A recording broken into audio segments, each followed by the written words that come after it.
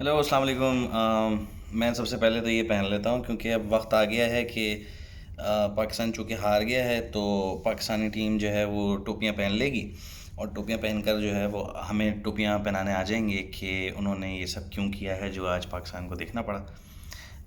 क्योंकि ज़ाहिर है अब इस्लाम और कुदरत और मज़हब और दीन यही बचा सकता है ना उनको। उसके वक्त तो बैकलैश होगा आवाम की तरफ से। कुछ लोग अभी भी ज़ाहिर सपोर्ट करेंगे जो हमारे मीडियोकर किस्म के जहन के मालिक लोग हैं, जो बचपन से जो है उनको ये पढ़ाया गया है कि वो मीडियोक्रेसी ही में जो है ना वो एक्सेलेंस ढूंढते हैं। वो अभी भी इसको किसी तरह सपोर्ट करने की कोशिश करेंगे। आई डोंट नो हालांकि क्या बचा है अब सपोर्ट करने के लिए। लेकिन चलें डी कोड करते हैं कि पाकिस्तान ने जो है वो किया क्या।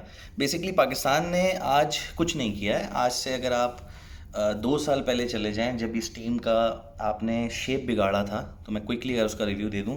सरफराज एक टीम को लीड करता है जिसकी 11 कंसेक्यूटिव विन्स हैं सीरीज़ में, और उसको आप हटाते हो एक श्रीलंका की उस पर, क्योंकि आपका एक चेंज हुआ है, मिसबा वगैरह आए हैं, उन्होंने बिला वजह में टीम को तोड़ना है तो उन्होंने सरफराज को हटा दिया। Okay, it's fine. सरफराज ने जो प्रोडक्ट्स बनाई हैं, क्योंकि वो इमाद वसीम उसको उसने बनाया, बाबर आजम को उसने बनाया, उसके टाइम पे सारे प्लेयर्स बने, शादाब उसके टाइम पे आया, शाहीन उसके टाइम पे आया।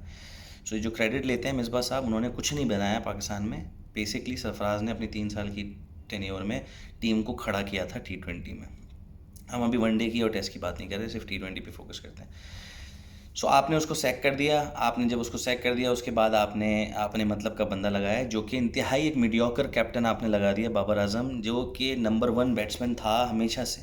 वो भी बनाने वाला सरफराज है, उसी के टेन्योर में वो बनाए, मिकी आर्थर के टेन्योर में। आपने उसको जस्ट बिकॉज वो एक नंबर 1 बैट्समैन बनने की उसके अंदर कैपेबिलिटी है, आपने उसको लीडरशिप क्वालिटीज़ दे दी है। मैं 3 साल से बता रहा हूँ लोगों को कि आप हर किसी को कैप्टनसी नहीं दे सकते। कैप्टनसी एक लीडर को मिलती है और लीडर बॉर्न होते हैं, लीडर्स को बनाया नहीं जाता। ग्रूमिंग आप ज़रूर कर सकते हैं, लेकिन उनमें कुछ ना कुछ कैपेसिटी होनी चाहिए, कोई सेंस होना चाहिए, कोई गेम अवेयरनेस होनी चाहिए, कोई स्ट्रीट स्मार्टनेस होनी चाहिए, जो कि सरफराज में थी, उसने प्रूव किया।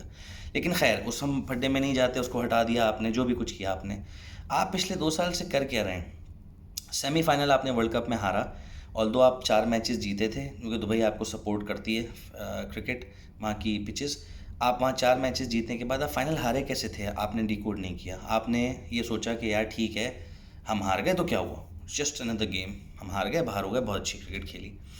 फिर आप आ गए एशिया कप तक। आपने बीच में बहुत सारे जगहों पर आप ट्राई कर सकते थे। आपने इमाद वसीम को बाहर निकाला, आपने हफीज़ को बाहर निकाला, आपने मलिक को बाहर निकाला, आपने आज़म खान को नहीं खिलाना क्योंकि वो मोटा है, आपने शर्जील को नहीं खिलाना क्योंकि वो मोटा है। आप सबसे पहले खुद ओपनर बने।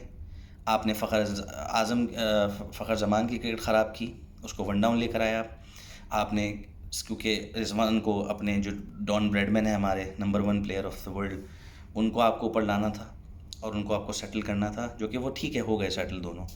लेकिन फिर उसके बाद आपने जो मिडिल ऑर्डर में चेंजेस किए, वो आपने इतने मीडियोकर किए कि आप उन्हीं के साथ चलते रहे, उन्हीं को बैंक करते रहे, क्योंकि आपको पता था कि अगर ज़रा सा भी अच्छा मिडिल ऑर्डर आ गया तो आप पे ये आपको ये पुश किया जाएगा कि आप तेज़ खेलें, जो कि आप खेल नहीं सकते क्योंकि आपकी औकात ही नहीं है।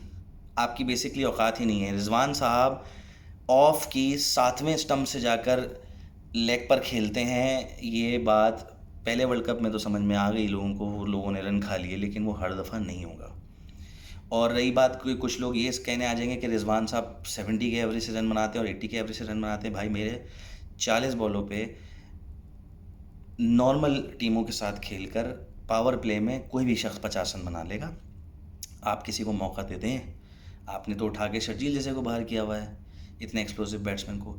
आपके जो टॉप 3 इस वक्त खेल रहे हैं, बाबर आजम, रिजवान और शान मसूद, तीनों को देखकर कोई भी ये कह सकता है कि इनसे छक्का नहीं लगेगा ऑस्ट्रेलिया के ग्राउंड में। और आप फ़खर जमान आपका खेल नहीं सकता, उसकी क्रिकेट आपने बर्बाद कर दी, उसके बाद वो अनफिट ही हो गया, और आप शर्जील को ला नहीं रहे। पोटेंशियली इस वक्त 2 मैचेस में हमने देख लिया कि आपके जो ओपनर्स हैं उनको, उनसे लगते ही नहीं है, उनसे शॉट ही नहीं लगते। एक से तो ऑफ पे खेला ही नहीं जाता, एक आउट ऑफ फॉर्म है, दूसरा जो है वो जाहिर सी बात है प्रेशर है उसके ऊपर, क्योंकि उसको नाजायज़ कैप्टन बना रखा है। और आयरनी ये है कि गलतियों पे गलतियां किए जा रहे हैं। सेमीफाइनल में पिछले गलती की, उससे नहीं सीखा।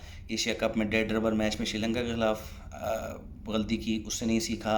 उसके बाद एशिया कप में फ़ाइनल में आपने सेम गलती की कि आप डिलेइंग टैक्टिक्स करते रहे, एंड तक ले गए मैच को, उससे आपने कुछ नहीं सीखा। आपने इंडिया के मैच से कुछ नहीं सीखा। आप भी आज भी जिम्बाब्वे के मैच में भी डिफेंसिव खेल रहे थे।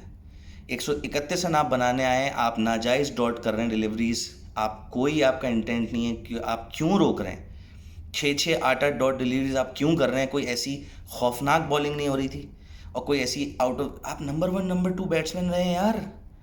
आपको दिखना चाहिए कि आप नंबर 1 नंबर 2 हैं, या तो आप फेक हैं। आप किस वजह से नंबर 1 नंबर 2? आपसे स्विंग नहीं खेली जा रही, आपसे बाउंस नहीं खेला जा रहा, आपसे सीमिंग हल्की सी कंडीशन में बैटिंग नहीं हो रही, आपसे गूगली रीड नहीं होती, आप क्या बैटिंग करते हो?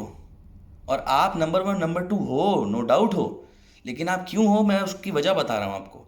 आप मीडियोकर टीम्स के साथ, स्लो रेट के साथ खुद खेल के अपनी सेल्फिश इनिंग्स आप बन गए एवरेज में ऊपर। हम छोटी छोटी क्रिकेट में भी देखते हैं कि अगर कोई बंदा 30-40 बॉलें पावर प्ले की खेलेगा तो 50 रन बना देगा, लेकिन क्या आप 30 बॉलें खेल के 70 कभी बनाते हैं? क्या 30 बॉलें खेल के आप कभी 80 बनाते हैं? इतनी आपकी औकात ही नहीं है, ना आप बना सकते हैं। तो जिन जगहों पर भी ज़रूरत पड़ती है वहाँ फेल हो जाते हैं, और जिन जगहों पर भी आपको इस तरह के सिनेरियो मिलते हैं जहाँ डू और डाई हो जाता है गेम आपके साथ, वहाँ आपकी ऊपर से टांगें कांप जाती हैं।